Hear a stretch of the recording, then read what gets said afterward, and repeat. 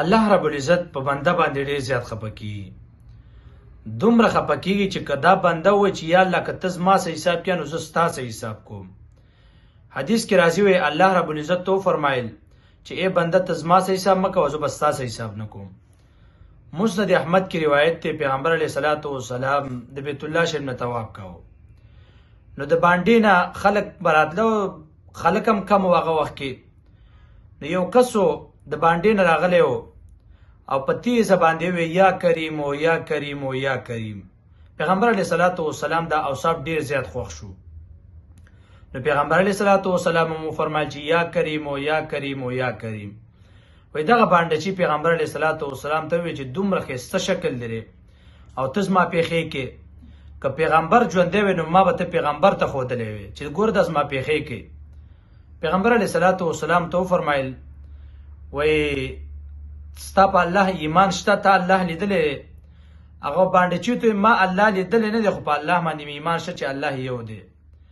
پیغمبر علیه الصلاۃ والسلام ته وفرمایل تا پیغمبر لیدلی؟ وای پیغمبر مې نه دی لیدلی.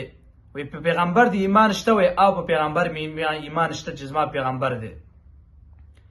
پیغمبر علیه الصلاۃ والسلام ته وفرمایل وای تر خپل پیغمبر سره میلاو شوې. هغه باندې چې تاریخ خطه شو پیغمبر علیه الصلاۃ والسلام مبارک ته پیغمبر علیه الصلاۃ والسلام ونیو. وای زه دنیا تر دې دپاره نیم راغلی چې زه بندګان خپل ځان ته خطه کم، د دې دپاره راغلی چې بندګان الله رب العزت ته په سجده باندې کم. بهرحال دا مکالمه شروع وه. په دې کې جبریل علیه الصلاۃ والسلام رالی.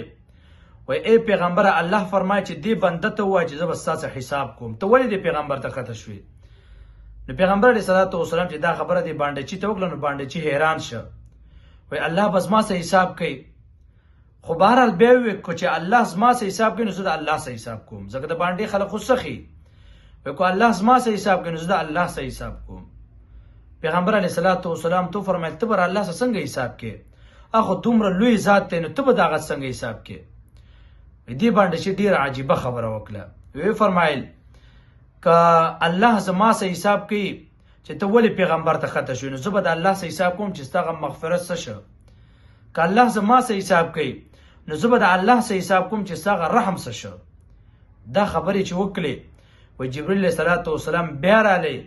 وای پیغمبر علیه الصلاۃ والسلام ته وفرمایل چې دې بنده ته دې ووایه چې الله رب العزت تا ته مغفرت وکړه، او دې بنده ته ووایه چې ته زما څه حساب مه کوه او زه به ستا څه حساب نه کوم. نو الله رب العزت دومره خفه کیږي دې بنده باندې چې بنده ته وایي چې ای بنده ته زما څه حساب مه کوه، زه به ستا څه حساب نه کوم. نو الله رب العزت داسې یو غفور رحیم ذات دی.